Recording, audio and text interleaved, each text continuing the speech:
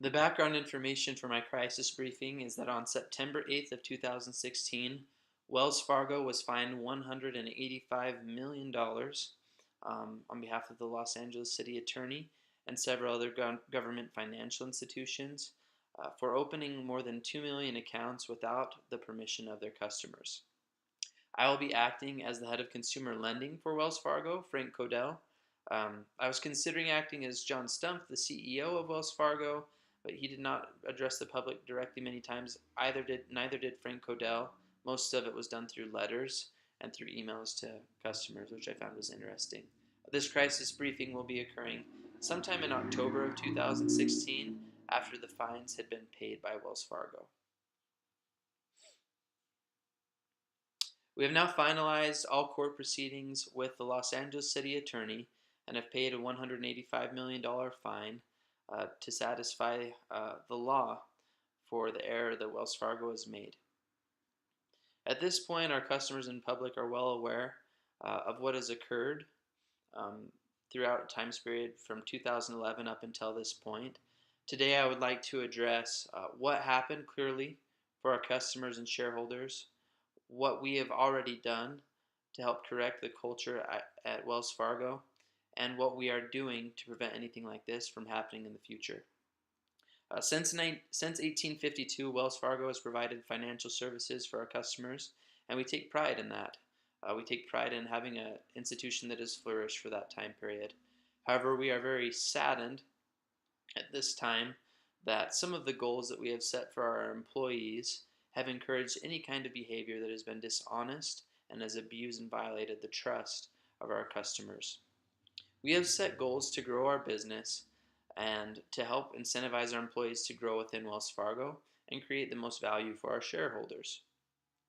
We reviewed all accounts that were open between May of 2011 and July of 2015. The results show that over 2.1 million accounts have been opened without the knowledge of our customers. Many of our valued customers are already aware of this, but at the time, our customers did not know that the accounts had been opened until they had received fees for not using the accounts. We have paid $7 million to refund these fees, and we have also agreed to pay an additional $142 million to settle the class action claims against Wells Fargo. Now that I have described mostly of what has happened between 2011 to 2015, I would like to apologize on behalf of Wells Fargo for the violation of trust of our customers and for allowing this to go on for so long. I am personally embarrassed that such practices were allowed at Wells Fargo for such a long period of time, and our executive and management team here at Wells Fargo would like to sincerely apologize for taking so long to be able to recognize what had happened and for needing to be fined by the government to really take the action that is necessary to correct the culture here at Wells Fargo that has allowed this to happen. We deeply regret what has happened and would like to explain what actions we have already taken to help eliminate some of the malpractices that have happened within Wells Fargo. The sales goals set for our employees have been in large part to blame for what has happened here. Our employees have felt pressure to meet these sales goals so that they can advance, and we do assume responsibility for setting such high standards that for our employees that have encouraged this kind of behavior. Effective January 1st of 2017, all sales goals will be eliminated, and we will no longer, in fact, have sales goals at all at any level within our community bank. We are planning to move forward with a new emphasis in customer satisfaction more than just opening new accounts and products.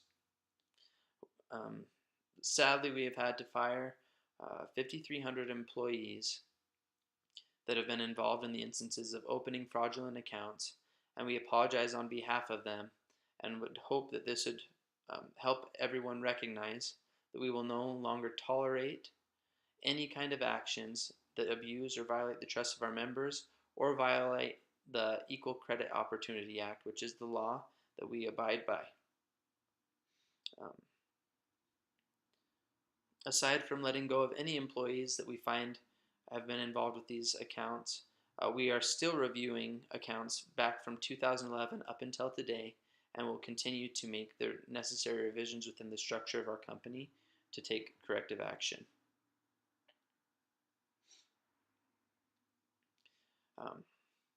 Those are the actions that we have already taken.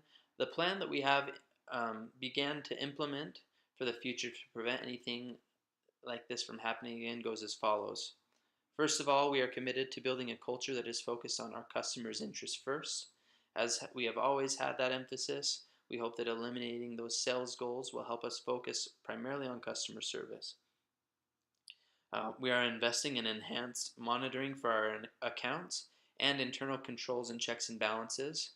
We will be investing more on our auditing system so that our accounts are reviewed more fully and more often, so that if anything were to happen, that it would be caught much earlier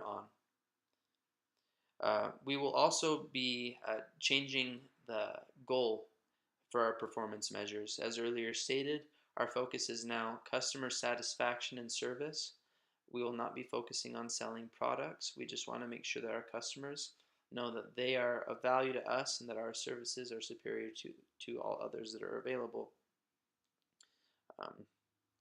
The greatest change that we'll be making and implementing within our plan is that from this point forward, within 1 hour of receiving a credit application, within opening a deposit account, or receiving any kind of request that would involve pulling credit for an account, our customers will receive an email that notifies them that an application has been received to open an account.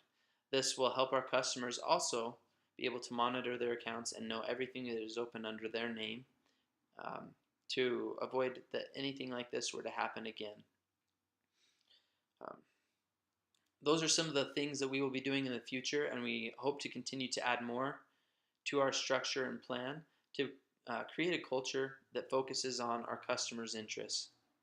We truly lament our past mistakes and hope to move forward with a new focus that is even greater upon the importance of valuing and treating our customers the way that they deserve to be treated. Since Wells Fargo was founded in 1852, our goal has been to provide financial services that satisfy the needs of our customers. This is still our goal and what we plan to do moving forward. We have fallen short at this time and assume responsibility and apologize on behalf of Wells Fargo. We are prepared to rise to the occasion now and regain and rebuild the relationship that we've had with our customers. Thank you.